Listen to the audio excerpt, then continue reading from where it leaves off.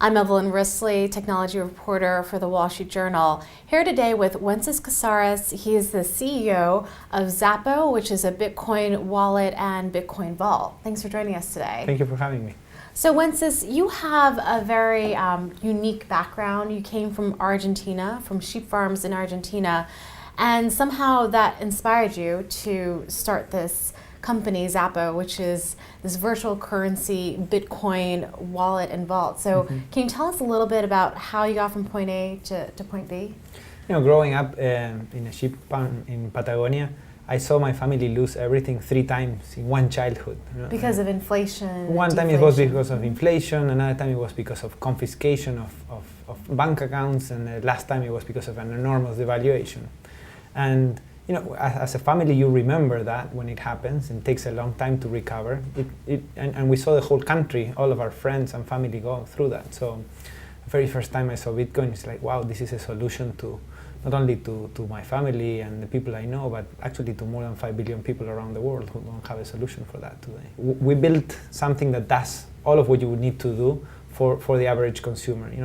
Like you said, we not only keep them safe in vaults, so physically safe in different continents around the world, but also we made them insured. So if anything were to happen to your Bitcoins, you're covered and you're safe.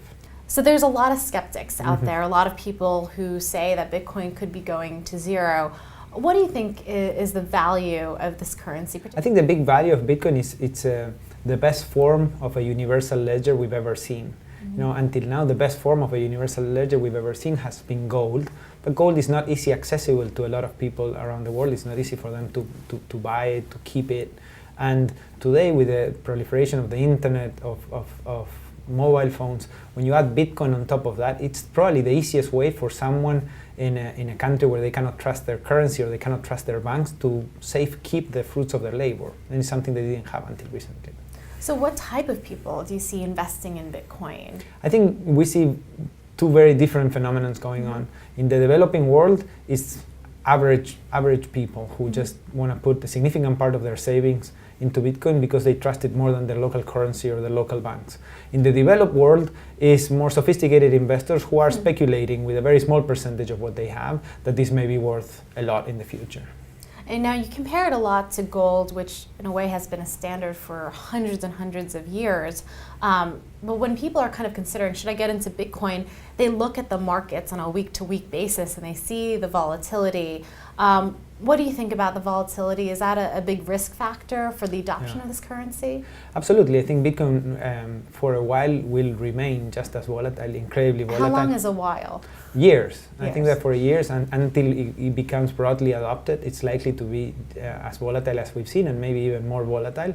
And that's why it's only prudent to, if you do invest in Bitcoin, to only invest a small amount that you can afford to lose, because it will remain incredibly volatile for a very long time.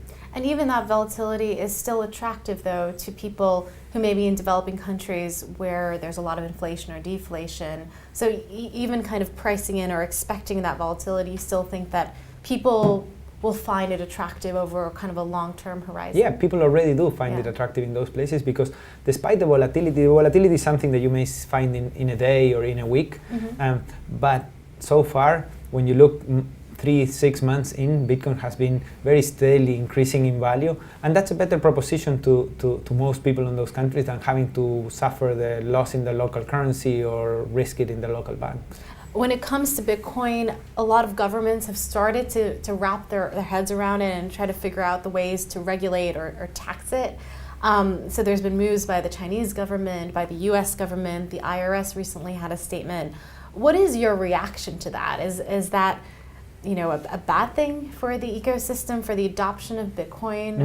Are you worried how people will perceive those moves? I think it's only natural. Bitcoin is emerging and it's slowly maturing, and part of that maturing process is being recognized by countries and regulated as something new, both in how we tax it and how we treat it. I think it's mostly a very positive thing. I think we're going to see ups and downs like with any other emerging technology, but I think Bitcoin is here to stay, and it makes sense that it be taxed and treated like any other. So let's make a bold call here. In 10 years, what do you think Bitcoin will be worth? One Bitcoin? Between $500,000 and $1 million.